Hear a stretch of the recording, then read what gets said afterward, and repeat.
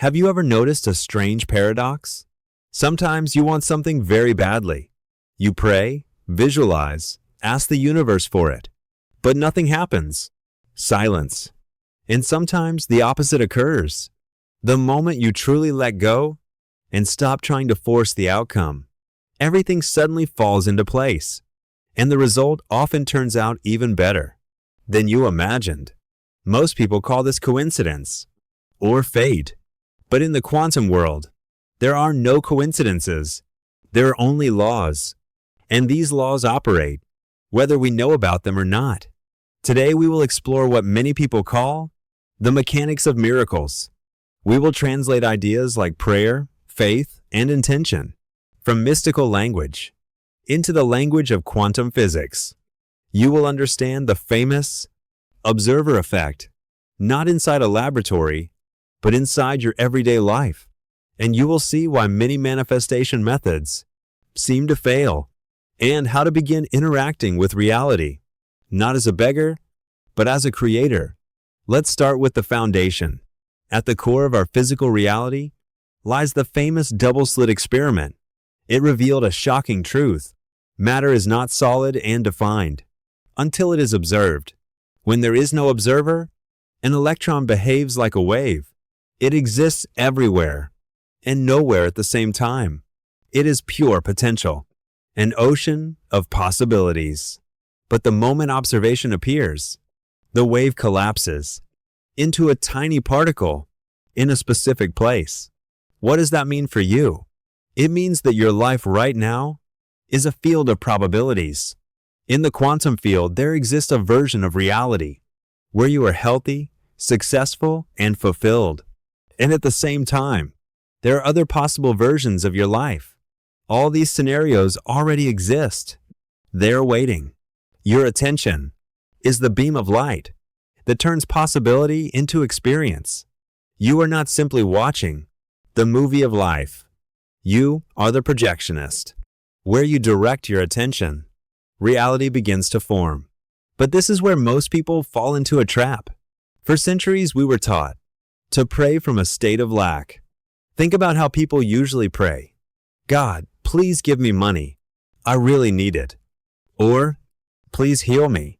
I'm afraid of illness. What happens physically in that moment? Your attention focuses on the absence of what you want. You vibrate on the frequency of, I don't have it. And the quantum field acts like a mirror. It reflects that state because the field does not hear words. It reads your inner signal. When you focus on the problem, you strengthen the problem. So how do we break this cycle? What does a real quantum prayer look like? That is what we explore next. Great teachers of the past knew this secret, but their words were often misunderstood. Jesus once said, "Whatever you ask for in prayer, believe that you have already received it." Notice the precision. Not believe that you will receive it someday, but believe that you already have it. From a quantum perspective, this is the perfect instruction for collapsing the wave function. True manifestation is not asking, it is recognition. What you want does not need to be created. It already exists as a wave in the quantum field. Your task is to tune your inner receiver to that frequency. When you feel gratitude before the event happens, you begin to shift the signal. Your body and mind start vibrating as if the desire has already been fulfilled. You send the message, it already exists, and the quantum field responds. Through resonance, it begins aligning external events with your internal state. Gratitude is powerful because it is the signature of a completed reality. But there is an even higher level. You have probably heard the advice, let go of control. For the ego, this feels like defeat. The ego wants control. But in quantum physics, letting go is actually the use of superposition. Your logical mind is limited. It can imagine only a few paths to get what it wants. But in the quantum field, there are billions of possibilities.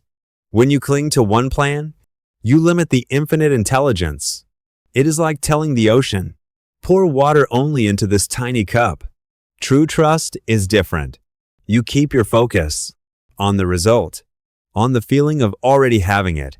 But you release control over how it must happen.